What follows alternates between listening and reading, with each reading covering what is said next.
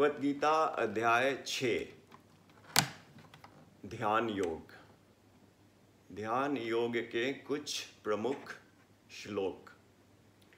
सर्वप्रथम भगवत गीता में अध्याय 1 अर्जुन विषाद योग, अध्याय 2 सांख्य योग, अध्याय 3 कर्म योग, अध्याय 4 ज्ञान कर्म संन्यास योग, अध्याय 5 कर्म संन्यास योग, अध्याय 6 ध्यान योग। इन 6 अध्याय के समूह से भगवत गीता को हम कहते हैं कि 3 भागों में बांटा गया है। पहले 6 अध्याय के समूह को एक सेगमेंट, दूसरे 6 अध्याय दूसरा सेगमेंट और तीसरे 6 अध्याय, अंतिम 6 अध्याय तीसरा सेगमेंट।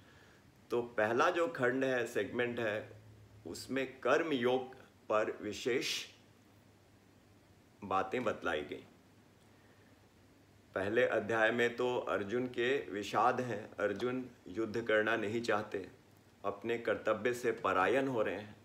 फिर भगवान ने उनको सुना पहले अध्याय में, उनके संताप को, और दूसरे अध्याय में सांख्य योग के द्वारा भगवान ने उन्हें ज्ञान दी कि जो हमारी जो इंडिविजुअलिटी है, हम जो हैं वो शरीर नहीं आत्मा है, और आत्मा कभी मरती नहीं। नैनम छिंदन्ति शस्त्राणि नैनम दहति पावक न चैनम क्लेद्यन्त्यापो न शोष्यति मारुतः वाशांसी जीर्णानि यथा विहाय।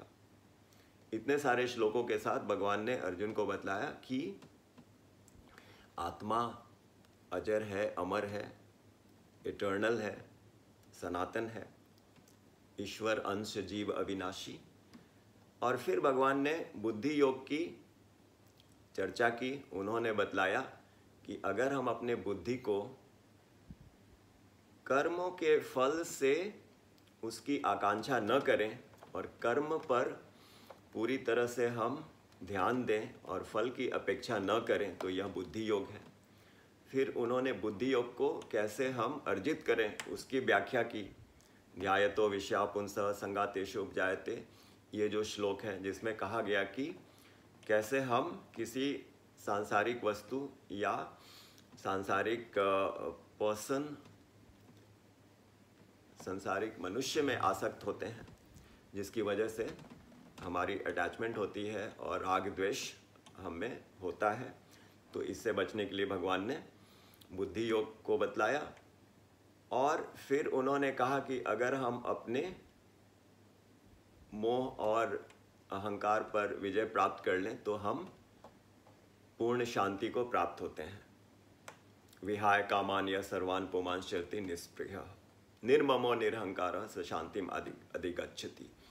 तो यही बुद्धि योग और कर्मण्यवाधिका रस्ते कर्म योग के सिद्धांत को आगे बढ़ाते हुए भगवान ने तीसरे और चौथे और 5वें अध्याय में कर्म योग को ज्ञान योग और संन्यास से उन्होंने इसकी तुलना की और बतलाया कि एक जीवन है कर्म सन्यासी का और एक कर्म योगी का।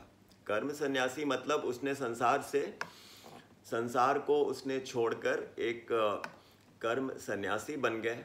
उन्हें अब कोई संसार में आसक्ति नहीं है। और एक वो है जो संसार में है परंतु वो भी योग कर सकते हैं अगर वो अपने कर्म फलों को भगवान के चरणों में समर्पित करें, गुरु के चरणों में समर्पित करें, तो संसार में रहते हुए वो भगवान की भक्ति को प्राप्त कर सकते हैं और भक्ति की परम अवस्था को प्राप्त कर सकते हैं। इसे कहा गया कर्म योग। तो इतने सारे ज्ञान के बाद हम आए 6ठे अध्याय में, और 6ठे अध्याय में ध्यान की विधि बतलाई गई, ध्यान की इम्पोर्टेंस को बतलाया गया। और पहला जो प्रमुख श्लोक हमें ज्ञात हुआ वो है 5वां 6ठे अध्याय का। उद्धरेद आत्मानात्मानम न आत्मानम अवसादयेत यात्मनो आत्मनि बंधुरात्मैव रिपुरात्मनः।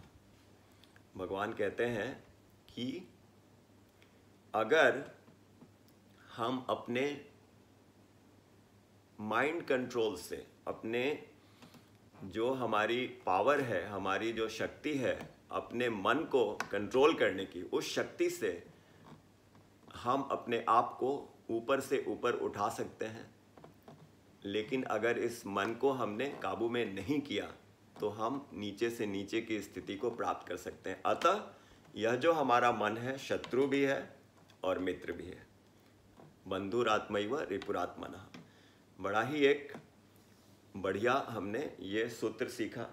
फिर 14 श्लोक में, श्लोक संख्या 14 में हम जाते हैं। प्रशांत आत्मा विगत भीर ब्रह्मचारी व्रते स्थितः मन संयम्य मच्चितो युक्त आसित मत्परः। यहाँ पर भगवान ने हमें मन को कंट्रोल करने के और अन्य उपाय बतलाए कि कैसे अगर हम अपने आप को ब्रह्मचर्य के मार्ग पर एक योगी की तरह हम ध्यान विधि का प्रयोग करें तो हमारा जो माइंड है, हमारा जो मन है, बिल्कुल एक ऐसी अवस्था को प्राप्त होता है जिसमें न तो कोई डर है और एक शांति की अवस्था है और उसमें कोई विचलन नहीं है। तो 6 अध्याय 6 श्लोक 5, अध्याय 6 श्लोक 14 और फिर हमने अध्याय 6 श्लोक 17 में युक्त, कैसे हम अपने योग को युक्त करें उसकी विधि बतलाई गई। युक्ताहार विहारस्य युक्त चेष्टस्य कर्मसु युक्त्व स्वप्नावबोधस्य योगो भवति दुःखः। भगवान कहते हैं कि आप योग को प्राप्त होना चाहते हैं, मतलब भगवान से जुड़ना चाहते हैं, भगवान को प्राप्त होना चाहते हैं, उसके लिए हमें इन 4 जो मुख्य बातें हैं उस पर ध्यान देना होगा। हमारा आहार युक्त हो, हमारा विहार युक्त हो, हमारी चेष्टा युक्त हो और हमारा स्वप्न, मतलब हमारी जो निद्रा है वो युक्त हो। आहार युक्त का मतलब न तो हम भोजन ज़्यादा मात्रा में करें और न कम मात्रा में, इसका मतलब है युक्त आहार। युक्त विहार मतलब हम सिर्फ अपने जीवन में कर्म ही करते चलें और कुछ विहार न करें, कुछ रिक्रिएशन न करें, वो भी एक वर्क लाइफ बैलेंस की आवश्यकता है। तो युक्त आहार, युक्त विहार और युक्त स्वप्नावबोधस्य, और हमारी जो निद्रा की जो आवश्यकता है वो भी युक्त होना चाहिए, न तो हम ज़्यादा सोएं न कम। और हमारी जो चेष्टा है, हम जो कर्म कर रहे हैं उसमें जो हम एफर्ट्स लगा रहे हैं वो भी युक्त हो, न तो बहुत अधिक और न ही बहुत कम। तो ये इन्होंने, भगवान ने बतलाया, अर्जुन को शिक्षा दे रहे हैं 17वें श्लोक में। और फिर अर्जुन ये सब सुनने के बाद एक अति महत्वपूर्ण प्रश्न करते हैं कि किंतु हमें मन को वश में कैसे करें। मन को वश में करना तो बहुत ही दुर्लभ, बहुत ही दुष्कर है। अर्जुन कहते हैं 34वें श्लोक में अर्जुन कहते हैं, चंचलम ही मन कृष्णम प्रमाथि बलवदृढ़ तस्याहम निग्रहम मन्ये वायो रिव सुदुष्करम। मन को वश में करना श्री कृष्ण अत्यंत कठिन है। ये तो ऐसा है कि मानो हम वायु को अपने द्वारा उसको रोक रहे हो। तो भगवान ने क्या उत्तर दिया 35वें श्लोक में? उन्होंने अर्जुन से कहा कि बिल्कुल आपका कहना ठीक है, लेकिन मन को कंट्रोल किया जा सकता है, असंभव नहीं है, मुश्किल है। असंशयम महाबाहो मनो दुर्निग्रहम चलम अभ्यासेन तु कौन्तेय वैराग्येन च गृह्यते। अर्जुन, मन को कंट्रोल करना अनिग्रहम नहीं है, दुर्निग्रहम है। उन्होंने दुर्निग्रहम का शब्द का प्रयोग किया, मतलब अत्यंत कठिन है लेकिन असंभव नहीं है। और उसकी फॉर्मूला उन्होंने क्या बतलाई? अभ्यासेन तु कौन्तेय वैराग्येन च गृह्यते। अभ्यास और वैराग्य से इसे प्राप्त किया जा सकता है। तो हम लोगों ने अध्याय 6 के श्लोक 5 को समझा, 14 को समझा, 17 को समझा, 34 और 35, और एक और श्लोक बहुत ही इम्पॉर्टेंट है, वो है श्लोक संख्या 30, जिसमें भगवान कहते हैं यो माम पश्यति सर्वत्र सर्वम च में पश्यति तस्याहम न प्रणश्यामि सच में न प्रणश्यति। अगर हम सब कुछ में भगवान को देखते हैं और सब में भगवान को देखते हैं तो हम कभी भगवान से दूर नहीं होते और न ही भगवान हमसे कभी दूर होते हैं।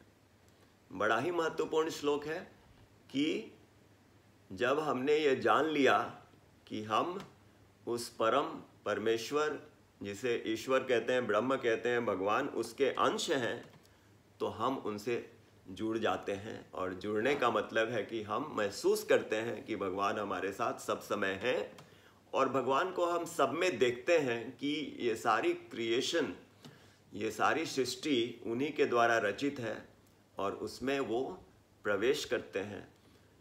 ब्रह्म के रूप में भगवान हर कण-कण में विद्यमान है, परमात्मा के रूप में हमारे हृदय में बसे हैं, हर जीव के हृदय में बसे हैं और भगवान के रूप में कृष्ण और राम बनकर आते हैं। तो वो संख्या 30 अध्याय 6 का आशय है। तो इन 5-6 श्लोकों के द्वारा हम भगवद गीता के 6ठे अध्याय ध्यान योग, द योग ऑफ मेडिटेशन को भली भांति समझ सकते हैं। हरे राम